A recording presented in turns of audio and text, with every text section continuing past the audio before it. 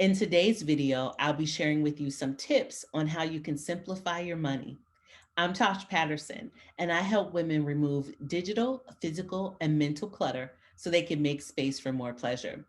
Today, I interview Adelia from over at Picky Girl Travels. She is a pro at demystifying money and travel. So I had her on to share her expertise with us, or she shared some things with me that I had never heard of. So without further ado, here's the interview. Thanks for watching and click that subscribe button. All right, y'all. Adelia, welcome. Thank you. Thank you. I'm happy to be here. Yes. So can we just jump right in? Because I have some questions. I have so many questions for you. Yeah, let's Okay. do it. All right. So the first question, before you share your story, which I think is amazing, can you tell people how many places you have lived? Like where are all the places you've lived? Uh, I'm originally from Houston. I lived actually in Eugene, Oregon for a hot 5 minutes when I was in grad school. I usually don't mention that, but I enjoyed Eugene. But I'm horrible at math. It's 2021, 2016. That's 5 years. 5 years ago, I left the US and I moved to Honduras, Tegucigalpa, the capital. And then I moved to Mexico City. And then despite absolutely loving Mexico City, I moved to Kuwait, I guess technically Kuwait City, Kuwait, for another hot 5 minutes, hot mess 5 minutes. And then I moved to a small town of about 8 million or so, called Hefei, China, sort of central eastern China, before finding my way back to Mexico City. You have been all over the place. So you've had your fair share of adventure. Definitely that. Definitely. It has not been dull. There's not been a dull moment. Well, the reason you're so perfect for the conversation today, and I wanted to invite you in, is because, I talk about decluttering and it aligns with minimalism. And you literally have been traveling to all these places with just 3 or 4 suitcases. 3 suitcases, um, a dog, and a carry-on. Which is so impressive. And so, it not only the travel piece of being able to travel that light, but along the way you've learned so much about money, which is your area that you teach on. So it just seemed like a proper thing to do to come on and have you share all your tips and knowledge with us, because when people think about decluttering, they often only think about the physical clutter, but I teach people that there are 5 types of clutter. So there's the physical clutter, which we can all see and know, digital clutter, because there's so many more things now that are coming through our email boxes that are important.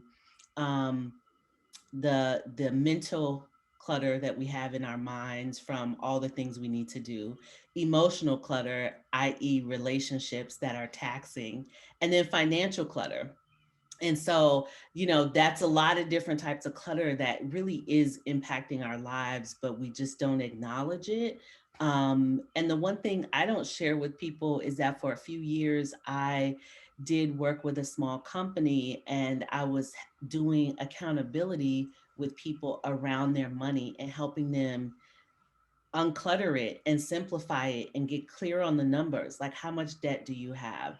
What's your income? What are your expenses? What are your priorities? Because what happens is, and I'm sure you see this with your clients, is people just get in the mundane day to day and they're not paying attention anymore. And then they're swiping their card at Starbucks and they're buying stuff from Amazon, and the money is just leaking out. And so they may make good money, but they have no idea where it's going. So I did that for 2 years and learned so much about money and money clutter. And not to like shame people or anything, but just that it's a thing. No matter how much or It's a how little thing. you make, it is a thing. And so when we think about clutter, and simplification, money isn't the first thing that pops into our mind, but it needs regular tending to. So can you share with me one of the questions I have for you is, um, what are the things that you notice with people as it relates to money in general, but then like money and travel, like similar to what you're doing, what are you noticing? When you were describing, the kind of things you did when you worked at that company, um, I found it's been very surprising to me working with clients how many people, when I say, okay, so how much do you make? And they really can't tell me how much money they have coming in. Even more people can't tell me what their expenses are for the month. Mhm. Like they don't have a mental idea of what that is. And so um, that's been very surprising. And then what was the second part of that question? And then when you pivot a little bit and you talk about money as it relates to travel for kind of these long periods that you're talking about, and ultimately what I want to do as well, which is be able to leave the country and travel for extended periods. What do you see with the clients you work with? Well, I see actually those two things being connected because it's very hard to live this kind of lifestyle if you don't have a good idea. You don't have an idea of whether or not it is economically feasible for you. And then when you are living outside the United States or even moving, every couple of months or whatever, you trying to keep track of those things. Like, I want to enjoy the country I'm in. I want to enjoy this life. I try and, which is part of the reason I am a minimalist. I don't want to be worrying about bills or is this paid and that sort of thing. So it's hard to kind of live this life where you're more free if you've not tended to those things. Yeah, yeah. And it we just take for granted that because everything is digital, people are like, oh, well, it's just online, I'll just check. But you need a few more systems than that. It can't be that like willy-nilly because it just doesn't work for the long No, term. no, willy-nilly does not work for the long term. So can you share with me, how do you handle financial paperwork? Like, what does that look like? And if you want to, you can talk about, does it look the same or different when you're traveling versus if you're like kind of set where you are? I don't know, but I'm just, how do you handle? Well, for me personally, um, it it kind of looks the same as it did when I lived in the U.S. and like where I live now. This is my home base, so I will travel from here for maybe a month or two, but I'm not going to be like a nomad. But paperwork, I there are mounds and mounds of paperwork we get, receipts from purchases, you've got bank statements, you've got credit card statements, when you file a taxes, your insurance paperwork, there's like all of that stuff. And if you are going to get it physically, you've got to have a system to deal with it. I was just helping my oldest daughter with her taxes, and I was like, okay, so where's your mortgage paperwork and how much are you paying? How much did you pay in interest? And she was like, oh, that's in that stack of papers over there. I just put things in the stack, but she never goes back to look at them. Yep. And and I think that's a lot of people. And so um, I think a lot of people also get caught up in, I need to keep this, it's important, but because they never address it, it's like you have receipts from 10 years. You don't need 10 years of receipts. For most things, credit card statements, bank statements, you only need to keep those physically for a year. For your personal receipts, when you buy things, if it's, you know, if you're buying a laptop, you'll want to keep that receipt because there's a warranty that comes with it. Mhm. But you, like you said, you need systems in place. Where's that receipt going to live? Right. Um, if it's just I went shopping and I bought this stuff, okay, once you've decided I'm not going to return these things, that receipt needs to, add that to whatever budget tracking tool you're using, and then that needs to go. Um, Tax returns. I know some people who have like 20 years of tax returns, which is absurd because really and truly, you only need um, 3 years. If you like claimed a loss or something like that, 7 years, but not 20 years. You don't need that much. Um, if you've had a canceled insurance policy, you've done like improvements on your house, that paperwork you need to keep for a little longer. But I personally am all about getting those things digital.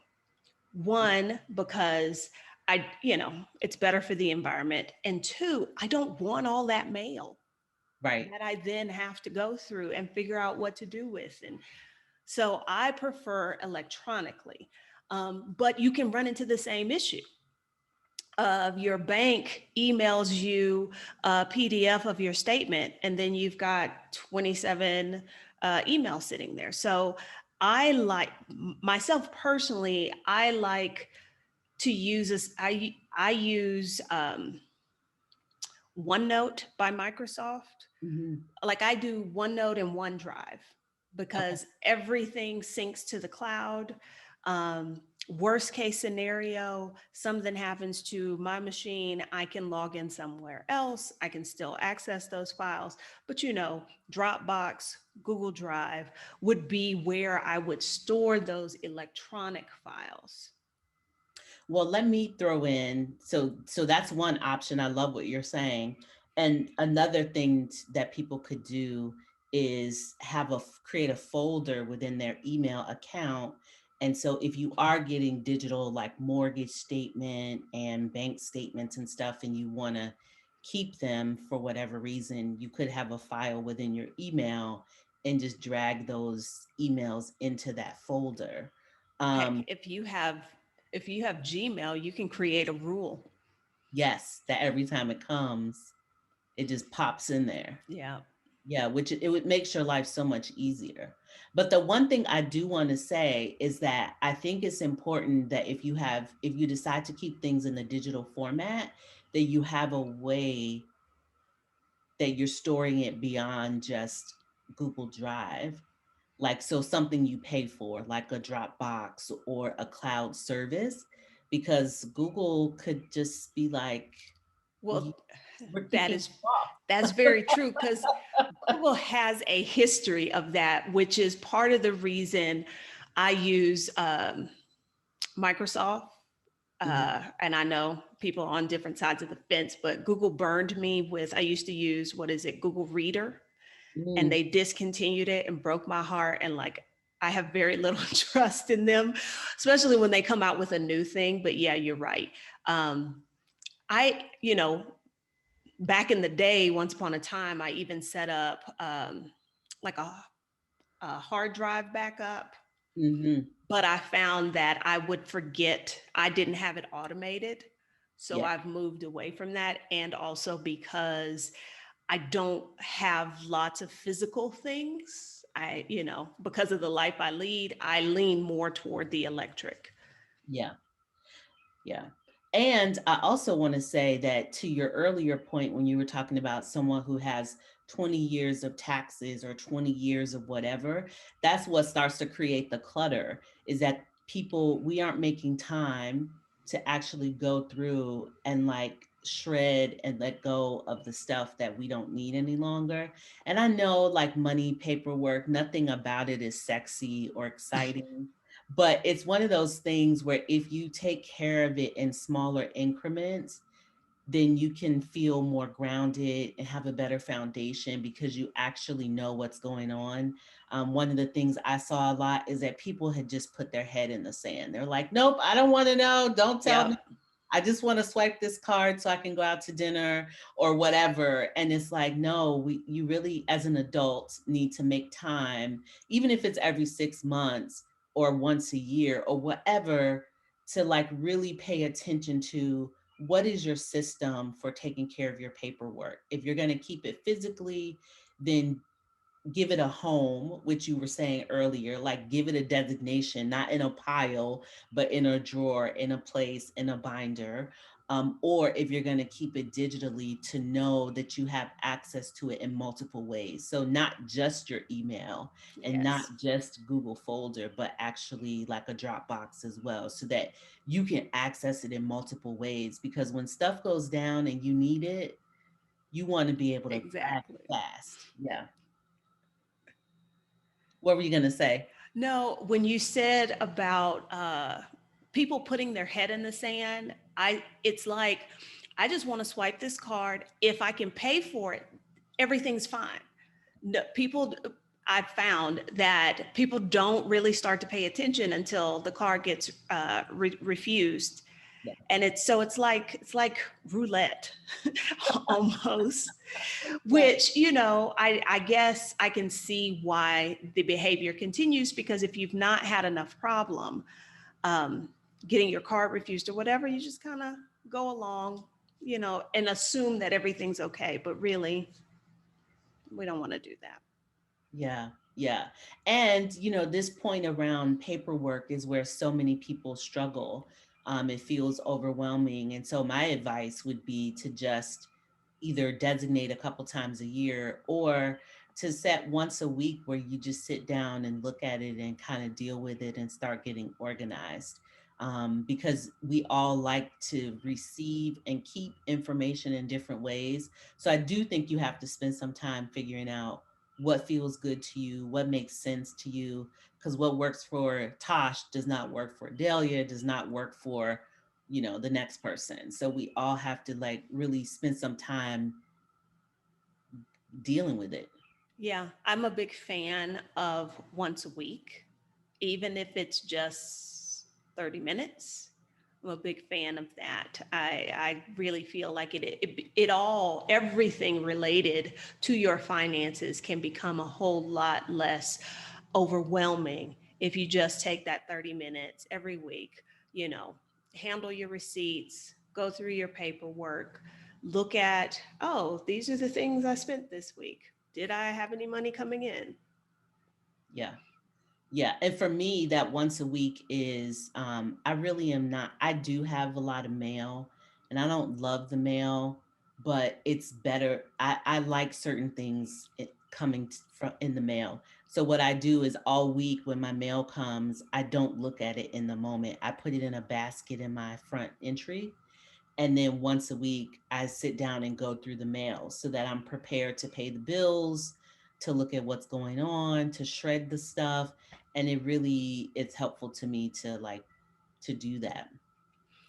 Oh, there is one thing I do want to add that I did in preparation for leaving, was to opt out of credit card offers. Oh, how do you do that? I want to do that. Okay, there's a website. It's called optoutprescreen.com. Or you can, if you don't want to do it online, you can call them. It's 8885 opt out. And they ask you some questions, and basically they're getting you off of that pre-approved list. So you would no longer get those pre-approved credit card offers. I think that you can turn them off for like 5 years, or you can permanently remove yourself. Oh, that's a great tip. Thank you so much. Because I need to do that. I get so many credit card offers and I'm like, I don't even want any of this.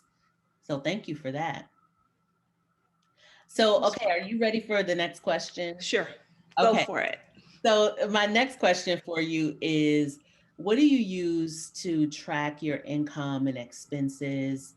Um, are there any apps or tools or things that you like to use? I know this is another one that people struggle with or feel overwhelmed because everyone's got their own method, but what have you found to be the best tools?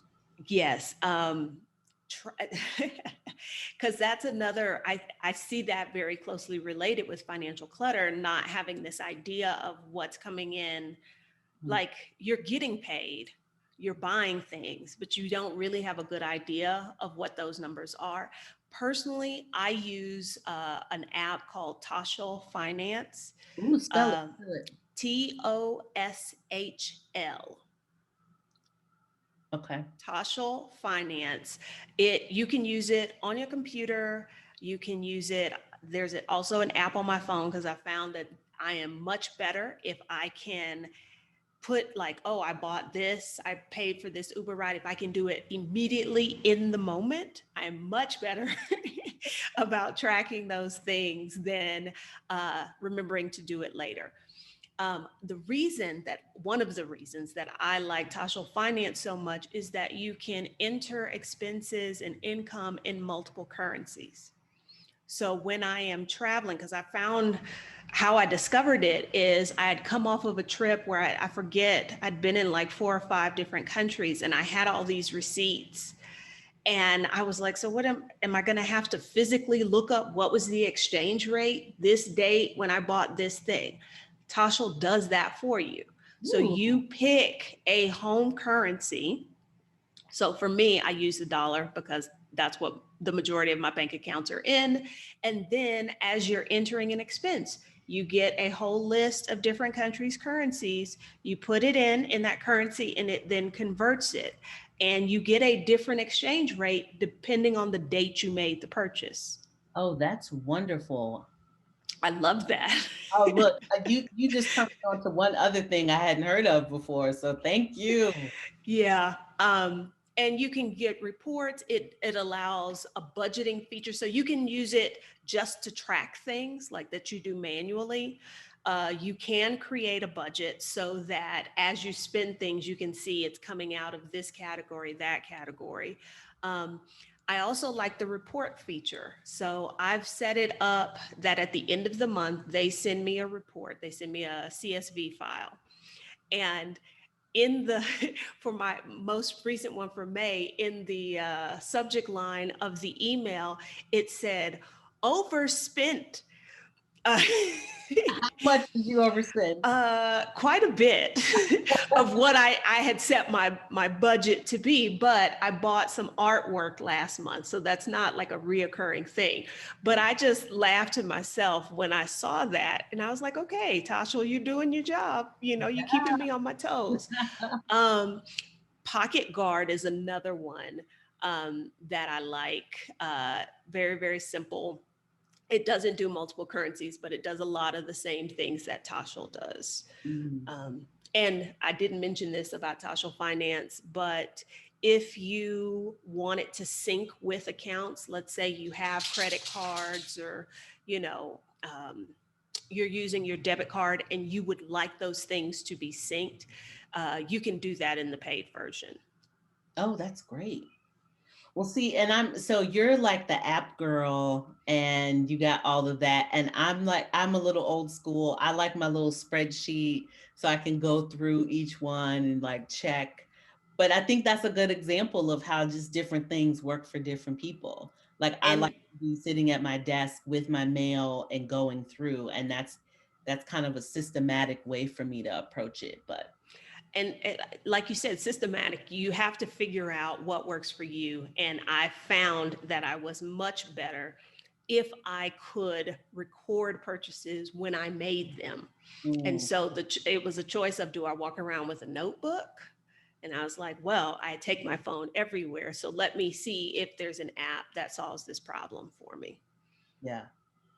But I think the thing that's the most important is whatever you choose to be consistent, and Definitely. to not like ping back and forth and be like, oh, I'm doing this, but wait, I'm not doing the spreadsheet anymore. Now I'm using this app. It's like, do your thing, do what feels good to you, and just be consistent with it, and have a time where you know that you can take care of looking at your money. Yeah. Okay, you ready for my next question? Yes, ma'am.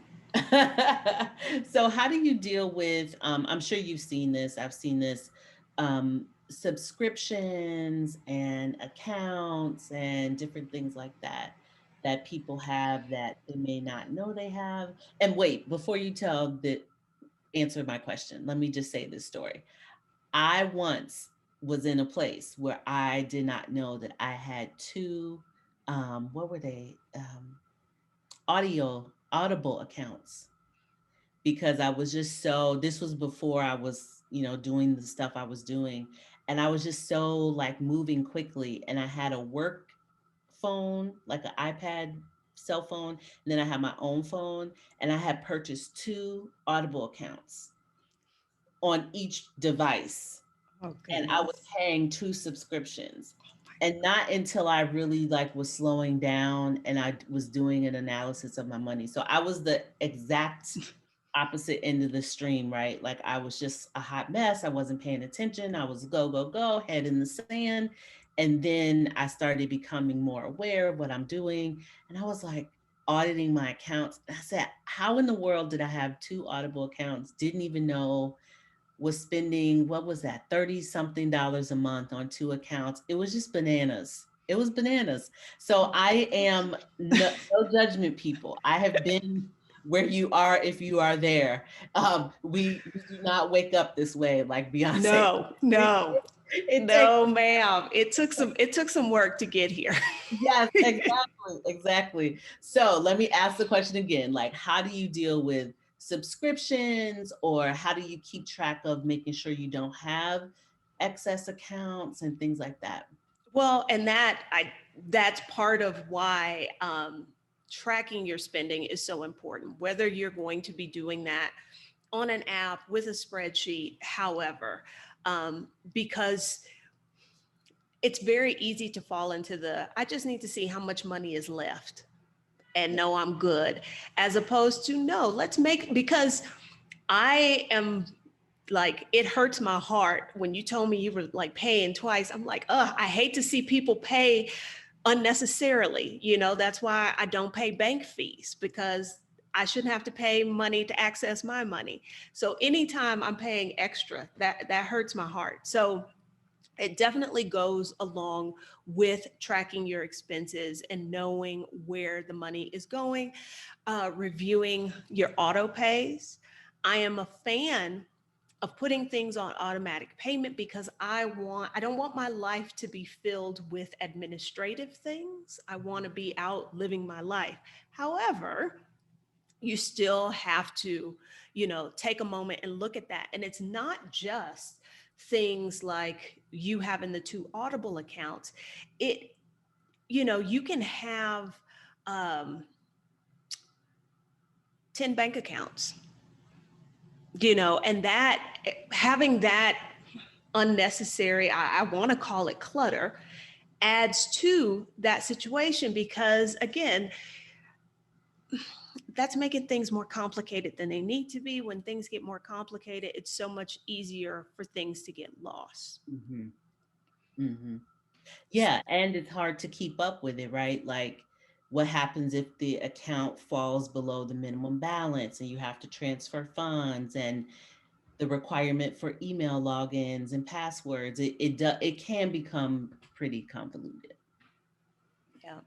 So um, definitely tracking what you spend, and literally I will sit down and because I want to know, like, I've even kind of made a diagram because sometimes I just need to put things out on paper, like, where is my money going? Like, literally paycheck, and then there's an arrow that goes to this, it's going to bills. What are the bills? I list them out, Yep. and I'm making sure that when I look back over here, okay, that seems about right. That seems about right. That matches over there. Yep. And that, I love the visual way of doing that, because sometimes we can get lost in our head and not be able to really articulate, no, this is where the money is going. This is why I have this much left at the end of the Yes, month. So the because change is coming out. I'm trying to squeeze as much as I can. I was a public school teacher for a really long time, and I'm, as my mother would say, I got paid peanuts and ice water. Mm, So I had to, I needed to get the most out of that. And so I needed to know, where is this going, to see if there was any extra that I could funnel toward travel. yeah, yeah. I mean, like, that's a great way to do it. How do you feel about this of, with accounts and subscriptions, just doing an audit every like 6 months or so. Yeah. I, Um, I, I think 6 months is a good interval. Um, I, if you can't, either it's something I would put on my Google Calendar, to you remember. know, that have that would have it being a continual thing. That way, again, I'm trying to make my life simpler and easier. And then I'll be like, oh, or you tie it to something like if you've got a birthday or a holiday that are about 6 months apart, like, you know, part of when I used to be married, part of my preparation for the holidays, like I would always around Thanksgiving, that's when I would sit down because that's when I started my Christmas shopping. I'd sit down and look at financial things. I'd rent the steam cleaner to clean the carpets, like those things always went with that specific holiday. Yeah. Yeah. Have you heard of or have you heard of and have you ever done the no spin challenge? Yes, I love a no spin challenge. Yeah. I for a lot for a I'm not going to say a big chunk, but there was a big piece of time there that I was no spending. um, I love that because in the United States we have a culture of consumption. Yes. When you look at what do you do, I want now I love Target, but how many times have you walked into Target where you didn't really need anything, but it was like, well, let me check the end caps for what's on sale and blah, blah, blah. And you were spending time like for entertainment, but ultimately you were spending money. It was, you were consuming things. That's so much of the American economy pushes us toward that. Yeah. And so taking a break from that, I think, is one of the best things people can do. Now, I have seen people do a no spend year Ooh. where they define, what are those necessities? Like, we're going to buy food, we're going to pay utilities, we're going to buy toilet paper. But if it's not in one of these categories, I'm not going to spend money on it. I think you have to be made of some sterner stuff to do that for a year. A better thing might be to start with a week or a month.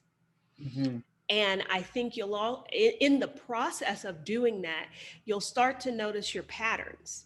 Like, oh, I just go and walk around the Target and look for things to buy, not things that I need, Yeah. but just to do something.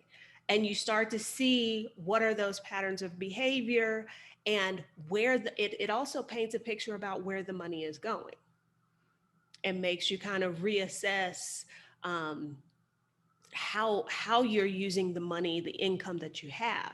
Now, I don't consider this a cheat. I just think this is creative. Some people, when they do a no spend month or a no spend year, they will join those groups, the no buy group, Mm. which I think is good because and if you're not familiar with one of those groups, it's sort of like they used to be called. There used to be a different name, free cycle. That's Oh, what they sure. used to be Yeah. called like a million years ago. Where basically you have this stuff in your house. Let's say you've decluttered and you've got this stuff you want to get rid of. You don't want to put it in the trash. Maybe there isn't an organization to donate it to, but you say, I have these things, and then somebody who needs them comes and picks them up. Well, people will combine those two things. So, like, I'm doing a no spend year, but I need a new sofa. Hmm. How do you solve that problem? Right. Right. Yeah.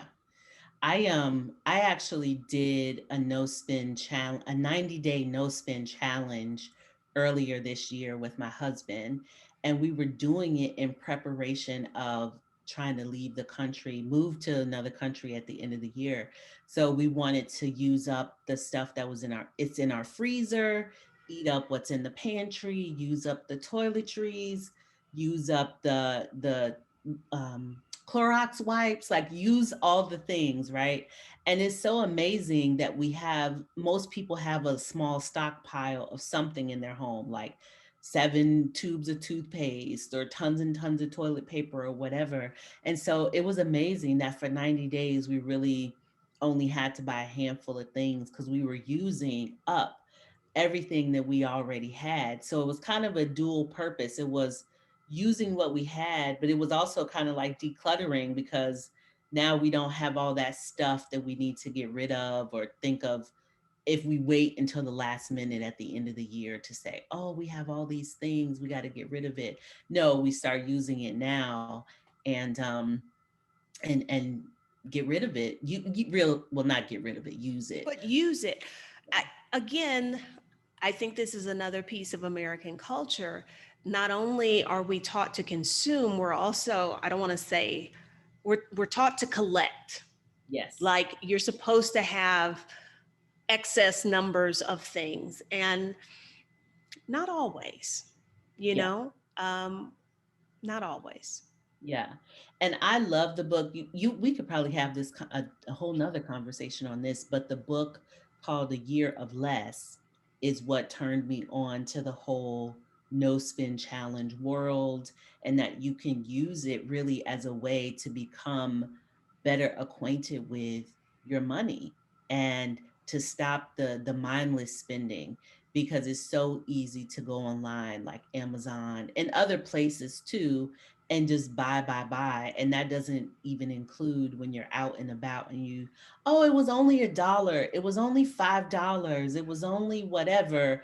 And that adds up. And it's really important to think about that because from the perspective of if you have bigger goals, bigger things that you want to accomplish, like you want to travel or you want to buy a house or you want to leave something for your kids or you want a holiday extravaganza, whatever it is, right? We all have bigger goals, but it's like all these minute decisions that seem so not important in the moment really do add up to something significant later. And this is one of the biggest ways to start to declutter your money and simplify your finances is by saying, you know what, I already have enough. I don't have to go buy more. And if I need something, I bet you someone in my network has it and can loan it to me. So it's a total shift in mindset. And I think that's the hard part. It's the shifting the mindset more probably than the actual action required around it. I agree with you. It makes you become very intentional about how you spend money. Like my name, Picky Girl Travels the World, started off as a joke because I am such a picky eater. But really, when I look at how I live my life, I am picky about things. I am very intentional about how I spend my money, how I spend my time, and that sort of thing, and moved away from the mindless buying, which we are encouraged to do. Like there's everything in the media, the marketing, it all encourages us to do that. Mhm. Yeah. So kind of related to mindset, this is my last question for you. Do you have any, or can you share with us your approach, your philosophy around savings? Because I think it's really unique and it is another mindset shift that I think will help people simplify their money. Um, yes. I agree with you. I think mindset is huge here.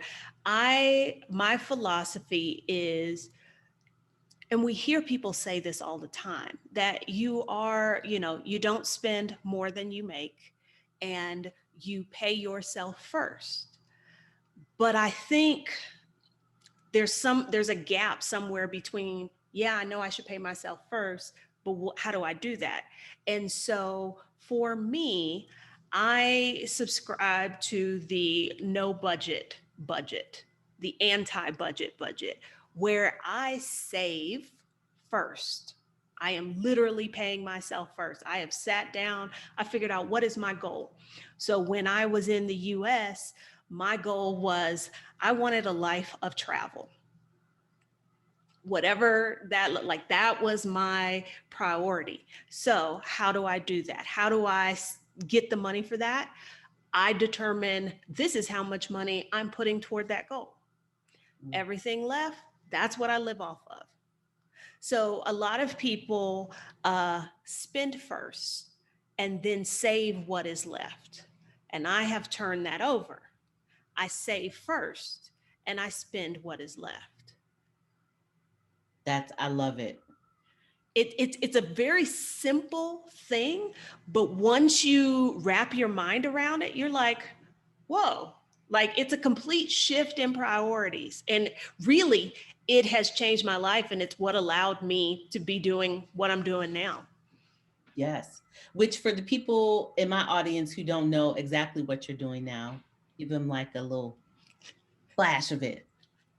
Oh, I, you know, because of that shift in mindset, because really I know people get to thinking like you hear about like financial independence, retire early, and you think, oh, I'm in my 40s, I'm late to the game. Honey, I was late to the game too. Okay, that does not matter. uh, but what I was able to do was create the lifestyle I wanted. That was a lifestyle of travel. Initially, I was working abroad. Last year, I retired from teaching. And I guess you could say, I always struggle with titles. I guess you could say that I am a financial coach. Basically, it is my goal in life to help other Black women be able to live the life of their dreams, whether that includes travel, moving abroad, or whatever. And mastering your money is key to that, because I did it in my 40s on a public school teacher salary. If I can do it, anybody can do Woo wee, yes. it. Look, look, celebrating you. That is awesome to be able to do that. And it takes the mindset, right? So you had a goal. And that's the other thing, is that sometimes we can be aimless in life. Like I've had moments in my life where I felt aimless, where I was just going through the motions and working, but I didn't have a bigger goal, a bigger purpose, a bigger drive. And so that's another kind of like a deeper way to look at how money ekes out, is that when you don't have a specific thing that you're focused on creating for yourself and in your life, then you can just kind of be mindless about it. But because you had this goal, regardless of what your income was, you were clear on the goal, you were clear on the purpose. So it made it easier for you to say, yes, I can designate this chunk of money towards this goal, and I'll figure out what I have left after that, you know?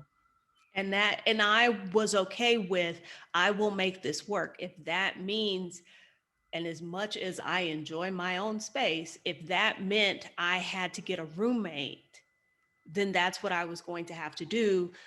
And that's, I don't think y'all get what a big concession that is for somebody like me. But I was like, I will do what I need to do to downsize my life so that I can continue to save and invest at this rate to Mhm. achieve my ultimate goal. Yeah, that's awesome. So that was my last question for you. Do you have anything you want to share that I didn't ask, or that you feel called to share with people? Um, um, oh, there was something I did forget to say about um, unnecessary accounts. You know, we often think about like bank accounts, but in the work that I've done with my clients, retirement accounts. Mm. You know, you left a job, you had a 401k there, you didn't do anything with it because a lot of us don't know what to do with it. And several of my clients, you know, as we're peeling away the layers and we're going through the things, we discover, oh, there's money in there. And that money isn't invested, it's not growing any for them. And so that, you know, after you watch this video and you're thinking about your own financial life and your own financial clutter, I want to challenge you to make sure you check on those old retirement accounts. Where are they? What's in them? Are they invested? Let's roll them over into a rollover IRA so that you can manage them, make them grow, and achieve whatever it is you're trying to do. That's great. Thank you. So Adelia, we're going to have you back because I want to talk some more about minimalism and how you're living that life abroad and all of that. But I thought it would be the best to start with the money conversation because that's your expertise and, to give people some inside tips. So thank you for everything you shared with us today. I appreciate it. And if folks want to follow you, where can they find you? You can find me here on YouTube, Picky Girl Travels the World. That is also my website, pickygirltravelstheworld.com. And on all social media, Picky Girl Travels, because my blog name is too long. So, but basically, if you search Picky Girl Travels somewhere, you should be able to find me. Awesome. Well, thank you again. Thanks everyone for tuning in, and we'll see you next time. Take care.